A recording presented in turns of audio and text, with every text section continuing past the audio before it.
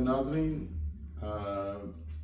जावेद नाज का आप सबकी खिदमत में बहुत बहुत सलाम।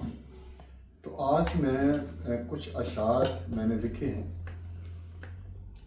उन लोगों के लिए जो खुशहाली में तो बड़ा आगे पीछे घूमते हैं, दाएं बाएं चक्कर लगाते हैं, लेकिन जब मुश्किल घड़ी आ जाती है तो फिर वो क्या करते हैं, जरा सुनिएगा। ਜਿਹੜੇ ਪੰਛੀ ਸਾਡੇ ਕੋਲ ਹੀ ਬਹਿੰਦੇ ਸਨ, ਜਿਹੜੇ ਪੰਛੀ ਸਾਡੇ ਕੋਲ ਹੀ ਬਹਿੰਦੇ ਸਨ, ਅੱਜ ਦੁੱਖਾਂ 'ਚ ਵੇਖ ਕੇ ਉੱਡ ਗਏ ਨੇ। ਜਿਹੜੇ ਪੰਛੀ ਸਾਡੇ ਕੋਲ ਹੀ ਬਹਿੰਦੇ ਸਨ, ਅੱਜ ਦੁੱਖਾਂ 'ਚ ਵੇਖ ਕੇ ਉੱਡ ਗਏ ਨੇ। ਸੁਣਿਆ ਸੀ ਉਹ ਮਿਲਣ ਸਾਨੂੰ ਆਵਣਗੇ, ਸੁਣਿਆ ਸੀ ਉਹ ਮਿਲਣ ਸਾਨੂੰ ਆਵਣਗੇ, ਪਰ ਅੱਧ ਵਿੱਚੋਂ ਹੀ ਪਿਛਾਂ ਮੁੜ ਗਏ ਨੇ।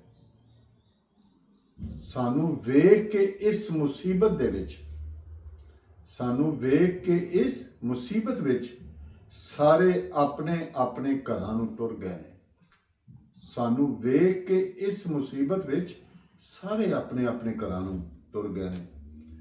ਸਾਨੂੰ ਠੱਠਿਆਂ 'ਚ ਉਡਾਇਆ ਆਪਣਿਆਂ ਨੇ, ਸਾਨੂੰ ਠੱਠਿਆਂ 'ਚ ਉਡਾਇਆ ਆਪਣਿਆਂ ਨੇ, ਪਾਸਾ ਵੱਟ ਕੇ ਸਾਰੇ ਤੁਰ ਗਏ ਨੇ। ਨਾਜ਼ ਜਿਨ੍ਹਾਂ ਨੂੰ ਲਾਲਚ ਸੀ ਜਿਹੜਾ ਦਾਣਿਆਂ ਦਾ, ਨਾਜ਼ ਜਿਨ੍ਹਾਂ ਨੂੰ ਲਾਲਚ ਸੀ ਜਿਹੜੇ ਦਾਣਿਆਂ ਦਾ, ਉਹ ਦਾਣੇ ਸਾਰੇ ਰੁੜ ਗਏ ਨੇ। नाज़रीन,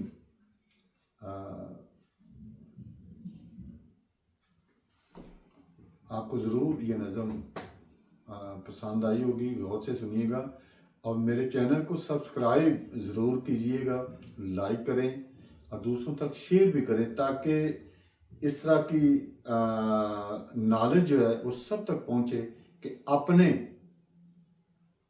कब होते हैं और अपने पराए कब बन जाते हैं। थैंक यू, मिलेंगे अगली वीडियो।